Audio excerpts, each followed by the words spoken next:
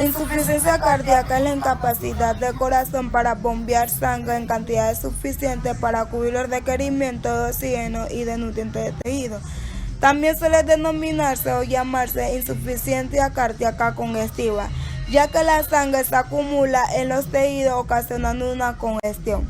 En la actualidad se reconoce que la insuficiencia cardíaca es un síndrome clínico caracterizado con signos y síntomas de sobrecarga hídrica o de perfusión tisular inadecuada.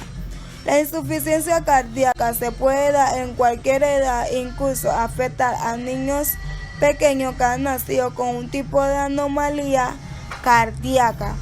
Sin embargo, es más frecuente en adultos mayores. La insuficiencia cardíaca deriva de distintas afecciones cardiovasculares, entre otras está la hipertensión crónica, la arteriopatía y la enfermedad valvular. Estos trastornos pueden desarrollar una insuficiencia sistólica, diastólica o ambas.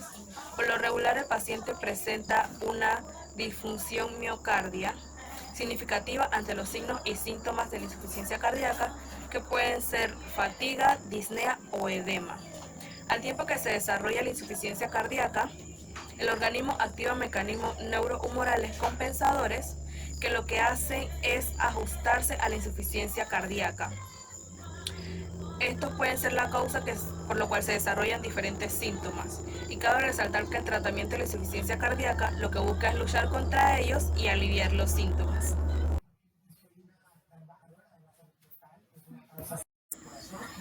Clasificación de la insuficiencia cardíaca según el American College of Cardiology y la American Heart Association. En el estado A tenemos a un paciente con alto riesgo de desarrollar disfunción ventricular izquierda o cardiopatía estructural, pero sin síntomas de insuficiencia cardíaca.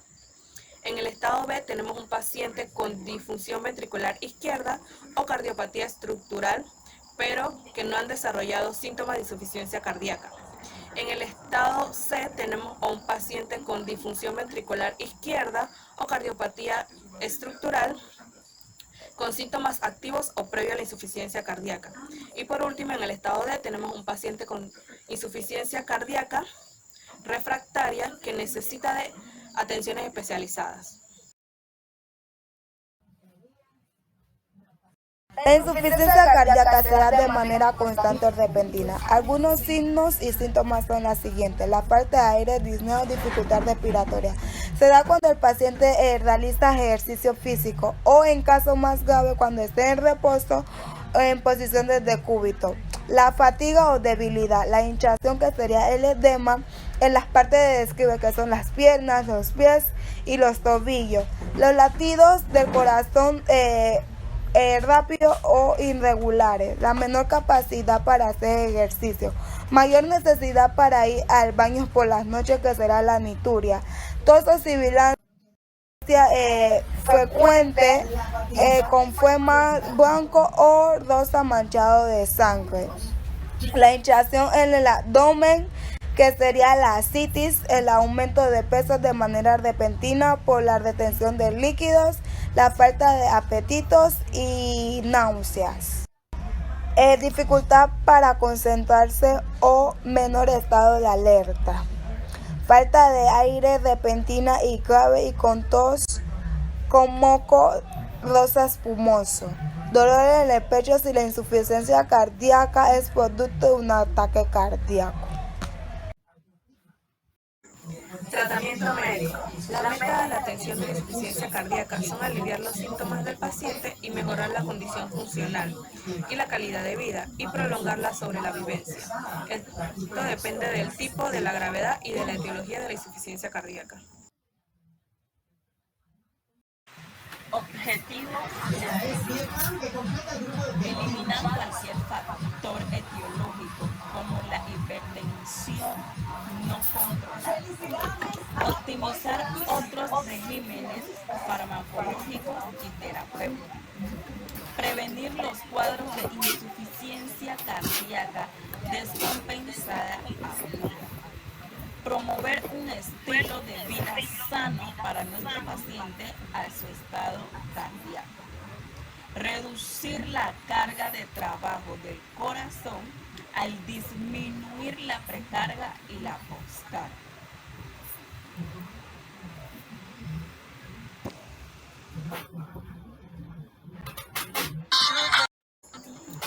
Terapia farmacológica. Se prescriben varios tipos de medicamentos para la insuficiencia cardíaca, entre otros están los inhibidores de la ECA, los betaquiadores, los diuréticos y los digitales. La dosis de estos medicamentos se encuentra entre los lineamientos de la American Heart Association y la American College of Cardiology. Y las enfermeras y médicos trabajan en equipo para así administrar la dosis efectiva.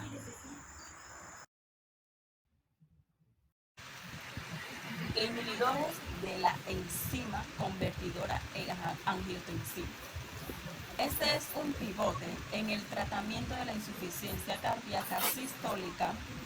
Se sabe que esta es uno de los que alivian los signos y síntomas del paciente de la insuficiencia cardíaca y también disminuye un gran grado significativo de la morbilidad y la mortalidad del paciente. Los inhibidores, como por ejemplo la lisinoprilo, esta disminuye la velocidad del avance de la insuficiencia cardíaca y mejora la tolerancia en el ejercicio y reduce el número de hospitalización. Es decir, que esto disminuye un poco el avance de que se siga reproduciendo la insuficiencia cardíaca o siga aumentando el mayor riesgo de la insuficiencia cardíaca en una totalidad de que reduce el número de hospitalización. De acuerdo a este tratamiento y a estos medicamentos, podemos reducir o disminuir el riesgo de insuficiencia cardíaca y no solamente bloqueadores de los receptores de angiotensina 2. La acción de este tratamiento difieren de los inhibidores de la enzima. Por ejemplo, el valsartán. Esta induce efectos hemodinámicos como la disminución de la presión arterial y mejoramiento del gasto cardíaco. También reducen la resistencia vascular y sistemática. Por otra parte, los inhibidores bloquean la conversión de la angiotensina 1 e angiotensina 2, mientras que los bloqueadores de los receptores de angiotensina 2, estos bloquean los efectos de esta última en receptores específicos. Es de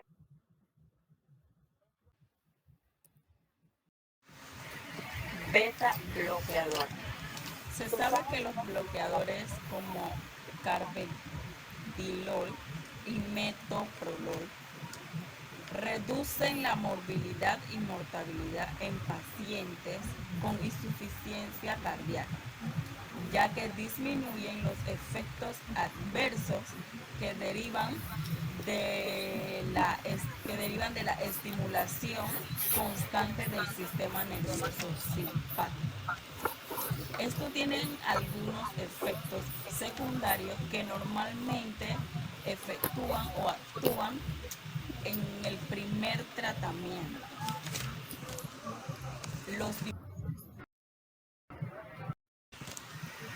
Los diuréticos se utilizan con los pacientes con signos y síntomas de sobrecarga hídrica, en quienes aumenta la producción de orina. Se prescriben diuréticos como para eliminar el exceso de líquido extracelular, como la metrolaxona.